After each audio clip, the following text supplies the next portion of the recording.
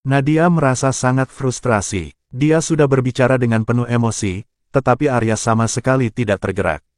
Bukan hanya itu, Arya malah lebih fokus pada kondisi Laras daripada dirinya. Nadialah yang berada di rumah sakit, dengan bekas tamparan jelas di wajahnya saat tim program menemukannya. Jika ini tersebar, Laras tidak akan mampu menjelaskannya, bahkan jika dia menutup mulut orang lain. Nadia merasa di atas angin, semuanya sudah diatur dengan baik. Dia hanya tinggal menunggu esok hari untuk memberi Laras kejutan besar. Namun kini Arya mengatakan agar dia tidak mempermasalahkan hal itu dan malah ingin memberikan kompensasi padanya. Hak apa yang Arya miliki untuk memberinya kompensasi? Apakah dia suami Laras? Dan Nadia sendiri, siapa dia dalam posisi ini? Hanya orang luar. Nadia sangat marah, hampir kehilangan kendali. Namun dia harus menjaga citranya, sehingga dia berbicara dengan lembut, meski dalam hati ingin meledak. Arya, jangan khawatir, aku bukan orang yang seperti itu. Walaupun aku dan Laras ada sedikit ketidaknyamanan, dia pernah mengatakan hal-hal yang berlebihan padaku. Tapi aku mengerti, aku sudah memilikimu, dan wajar saja baginya untuk merasa cemburu. Aku akan menganggap masalah ini seolah tidak pernah terjadi. Aku tidak butuh kompensasi apapun. Aku hanya ingin kamu datang menemaniku Arya. Aku sangat merindukanmu. Nadia berharap Arya akan setuju datang menemaninya, tapi Arya justru menolaknya dengan sopan. Lebih tepatnya dia memberikan peringatan. Aku mungkin harus kembali ke California lebih awal besok pagi, ujar Arya. Nadia merasa kecewa. Oh, baiklah, pekerjaan itu penting. Aku mengerti. Ucapannya terdengar getir, seolah dia memaksa dirinya menerima keadaan. Arya mengernyit, tidak suka mendengar Nadia berbicara seolah dia berhutang sesuatu padanya. Jaga dirimu baik-baik dan hubungi aku jika kamu butuh sesuatu, katanya sebelum menutup telepon. Nadia merasa kesal. Mengapa Arya berubah sikap terhadap Laras? Jelas sekali perubahan itu terlihat. Laras wanita licik ini, berpura-pura kooperatif dengan menandatangani perjanjian cerai, tapi sekarang dia malah berusaha mendekati Arya dan tak mau melepaskannya. Apa sebenarnya yang dia inginkan? Nadia berpikir bahwa dia tidak bisa membiarkan Laras mendapatkan apa yang diinginkannya. Dia harus memastikan Laras jatuh, dan membuat Arya serta keluarga Wiratama kecewa padanya. Saat dia merenungkan hal ini, tiba-tiba pintu kamar rumah sakit terbuka dan Bima masuk. Nadia, bagaimana keadaanmu? Bima bertanya dengan penuh perhatian.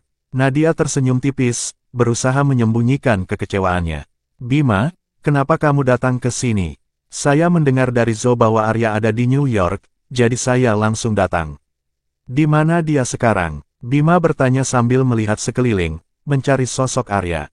Senyuman Nadia sedikit memudar. Dia kembali lebih awal. Dia tidak tinggal untuk menjagamu.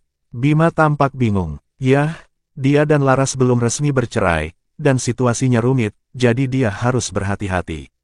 Dia baru saja meneleponku beberapa saat yang lalu. Bima tampak sedikit lega. Jadi, semuanya berjalan sesuai rencana.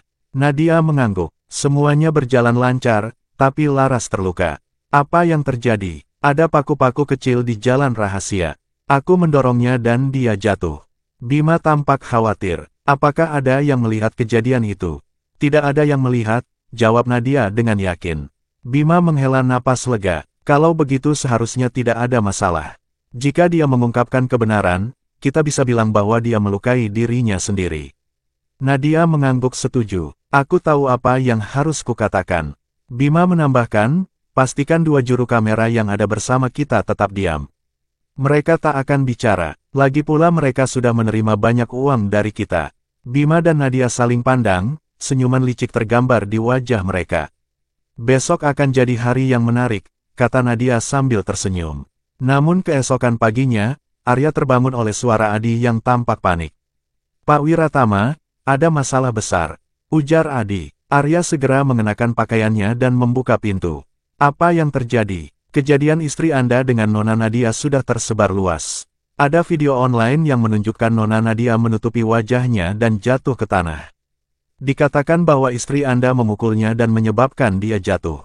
Juga terungkap bahwa Nona Nadia dirawat di rumah sakit semalaman. Wajah Arya memucat. Apa lagi? Tanyanya dengan nada tegang. Adi menelan ludah karena merasa gugup.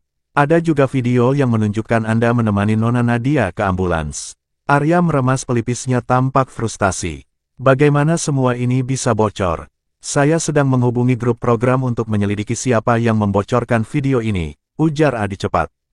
Hubungi mereka segera dan selesaikan masalah ini. Temukan sumber kebocorannya, perintah Arya dengan suara keras. Adi langsung menghubungi tim produksi. Mereka sudah menyadari situasi ini dan sedang melakukan penyelidikan. Setelah menerima laporan dari Adi, Arya segera menghubungi Nadia. Nadia menjawab dengan suara gemetar. Arya, aku tidak tahu bagaimana ini bisa terjadi.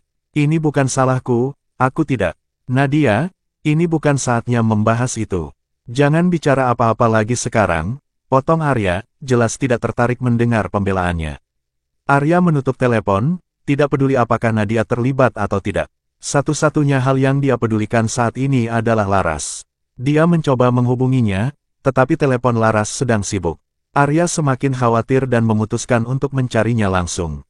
Sementara itu, di tempat lain, Abian dan Laras sudah mempersiapkan diri. Laras, walaupun kita mengatakan yang sebenarnya, tidak semua orang akan mempercayai kita. Tapi aku bukan tipe orang yang hanya berdiam diri tanpa berbuat apa-apa, ujar Abian tegas. Laras tersenyum lembut. Kebetulan sekali Bu Abian, aku juga bukan orang yang seperti itu. Abian tersenyum puas. Baiklah, mari kita hadapi Nadia sampai akhir. Sesaat kemudian, bel pintu berbunyi. Laras melirik ke lubang intip dan melihat Arya berdiri di sana. Bagaimana dia tahu di mana Laras berada? Abian juga mendengar bel pintu berbunyi. Sepagi ini, siapa yang mencarimu? Laras menghela nafas. Ini Arya Bu Abian, mari kita tidak membicarakannya sekarang. Tolong kirimi saya pesan di WhatsApp saat pernyataannya siap. Oke, Abian tidak menanyakan lebih lanjut tentang urusan Laras dan Arya. Itu urusan pribadi Laras, dan sebagai manajer, dia hanya perlu memahami garis besar situasinya, tidak perlu mencampuri semua aspek kehidupan artisnya. Inilah salah satu alasan mengapa banyak artis suka bekerja dengan Abian, rasa hormat yang ia tunjukkan selalu dibalas dengan kesetiaan dan profesionalisme. Laras membuka pintu, memperlihatkan Arya berdiri di ambang pintu. Kenapa kamu di sini? Pertanyaan itu langsung membuat Arya bertanya pada dirinya sendiri hal yang sama. Mengapa dia datang? Untuk menghibur Laras. Mengapa dia merasa perlu melakukan itu? Dia sudah memberitahu Adi untuk menangani berita online. Sebagai suami dalam pernikahan kontrak ini, bukankah dia sudah melakukan apa yang seharusnya? Laras berdiri di depan pintu, tidak mempersilakannya masuk. Dia merasa kedatangan Arya pagi ini terlalu aneh, begitu aneh hingga dia sendiri tidak tahu alasan pastinya. Aku datang untuk memberitahu bahwa aku sudah meminta Departemen PR membantu mengurus berita online, ujar Arya mencoba menata kembali sikapnya. Laras tertawa kecut. Jadi aku harus berterima kasih padamu. Arya, apakah kamu menganggapku sebagai pengemis yang harus berlutut dan bersyukur atas kebaikanmu? Saat kamu senang, kamu memberi hadiah, saat tidak, kamu membenciku. Apakah aku terlihat seperti itu bagimu? Arya terkejut. Apa niat baiknya disalahartikan? Laras, aku mencoba membantumu, katanya sedikit bingung dengan reaksi Laras. Membantuku? Tanya Laras dengan nada sarkastik. Apa yang kamu lakukan tidak membantu sama sekali. Keluarga Wiratama punya kekuatan untuk mengendalikan berita, tapi apa yang dipikirkan orang lain? Mereka akan berpikir aku bersalah, bahwa aku harus membayar mahal untuk menutupi kebenaran. Kamu hanya mendorongku ke dalam kehancuran. Arya tidak berpikir sejauh itu, atau mungkin dalam hatinya dia memang merasa Laras melakukan kesalahan. Apakah kamu masih merasa membantuku? Arya terdiam. Laras menarik napas dalam-dalam lalu tertawa getir. Lupakan, kenapa aku harus menjelaskan semua ini padamu? Kamu sudah percaya bahwa aku penyebab Nadia terluka. Tidak, aku tidak berpikir seperti itu. Benarkah? Laras memandangnya tajam. Kalau begitu, kenapa kamu terus menekan agar aku meminta maaf pada Nadia? Arya ingin menjelaskan bahwa dia telah salah menilai situasi, tetapi Laras tidak memberinya kesempatan untuk bicara. Dulu aku peduli dengan apa yang kamu pikirkan tentangku, tapi sekarang itu sudah tidak penting lagi. Sebagai istrimu, bisakah kamu tidak membiarkan Nadia menyakitiku? Hanya itu yang aku minta. Apakah kamu pikir aku berusaha menyakitimu? Bahkan jika niatmu baik, aku tidak bisa menerimanya Arya. Aku harap kita tidak punya hubungan lagi di masa depan. Wajah Arya berubah. Apa maksudmu? Pernikahan kita sudah lama hanya sebatas nama. Mari kita akhiri saja Arya. Sudah tidak ada yang perlu dipertahankan lagi. Arya melangkah mendekatinya. Apa maksudmu dengan akhiri? Laras mendongak lalu menatapnya dengan tenang. Sebagai pemimpin grup keluarga Wiratama, kamu seharusnya punya pemahaman yang baik. Kamu tahu apa yang aku maksud, jadi mengapa masih bertanya? Kemarahan Arya perlahan muncul, ia menarik kerah bajunya dengan kuat, matanya bersinar dengan emosi yang sulit ia kendalikan. Laras, apa aku belum cukup menurutimu? Kamu ingin tinggal terpisah, aku izinkan. Kamu ingin klarifikasi, aku setuju. Aku sudah setuju dengan semua syaratmu. Apa lagi yang kamu inginkan? Laras tertawa kecil. Sepertinya aku benar-benar mengganggumu. Tapi aku tidak bisa berbuat apa-apa. Aku tidak ingin direndahkan lagi dalam hubungan ini Arya. Arya mendekatinya lagi, mengurung Laras di antara dirinya dan pintu. Kamu ingin aku patuh pada syarat-syaratmu, tapi juga ingin menjaga jarak dariku. Apa kamu pikir aku terlalu mudah dihadapi? Jarak antara mereka semakin dekat, dan Laras mencoba menghindar, tetapi Arya memegang erat tangannya, mendorongnya hingga menempel ke pintu lemari. Jangan bergerak, bisik Arya sambil menutup pintu dengan kakinya. Ia menatap dalam ke arah Laras, begitu dekat hingga ia bisa merasakan detak jantungnya yang cepat. Sudah lama mereka tidak sedekat ini, dan rasa asing itu membuat Arya gelisah, tapi juga menginginkan lebih. Laras, bisakah kita kembali seperti dulu? Laras terdiam, teringat masa lalu ketika ia hanya menjadi bayangan yang mengikuti Arya, menunggu dengan sabar tanpa keluhan. Arya ingin seseorang yang patuh tanpa perlawanan, seseorang yang bisa dikendalikannya. Tapi Laras sudah tidak sama lagi. Arya, kita tidak bisa kembali seperti dulu. Mengapa tidak? Laras tersenyum getir. Karena sekarang ada Nadia di antara mereka. Tidak mungkin semuanya akan sama. Air mata memenuhi mata Laras. Bahkan jika aku masih mencintaimu Arya, aku tidak ingin melanjutkan hubungan ini lagi. Arya masih tak mengerti, ada apa sebenarnya. Ia sudah berjanji akan memperlakukan Laras lebih baik dari sebelumnya. Ia akan berusaha pulang setiap hari untuk makan malam bersamanya. Jika ia tertarik, mereka bisa ngobrol setelah makan dan tidur bersama di malam hari. Jika ia punya waktu luang di sore hari, ia bisa pulang lebih awal untuk menemaninya berbelanja di supermarket, seperti pasangan biasa. Arya, apakah kamu tidak merasa bersalah? Kalau kamu tetap seperti ini, bagaimana kamu akan menghadapi Nadia? Tidakkah kamu merasa berhutang permintaan maaf padanya? Arya mengerutkan kening. Dia tak pernah merasa harus menahan dirinya untuk Nadia, sama seperti ia tak pernah mempertimbangkan untuk menceraikan Laras. Hubungannya dengan Nadia tidak seperti yang dipikirkan Laras. Namun Arya tak merasa perlu menjelaskannya kepada Laras. Arya hanya ingin hubungan mereka kembali seperti dulu. Dia tak nyaman dengan jarak emosional yang terasa semakin jauh meski secara fisik mereka dekat. Perasaan ini membuatnya sangat tidak nyaman. Dia masih memegangi pergelangan tangan Laras dan menahannya di pelukannya. Laras merasa jijik setiap kali memikirkan Nadia, dan ia berusaha melepaskan diri. Lepaskan aku, serunya dengan nada marah. Arya mengerutkan kening, kalau aku melepaskanmu, bicaralah padaku dengan benar. Apa maksudmu bicara dengan benar? Balas Laras dengan tatapan tajam. Dia mencoba melepaskan tangannya yang terluka dari genggaman Arya, dan akhirnya, Arya melepaskannya. Mereka berdua mundur beberapa langkah, satu bersandar pada pintu lemari, dan yang lain di dinding. Laras, aku tidak hanya menekan berita online.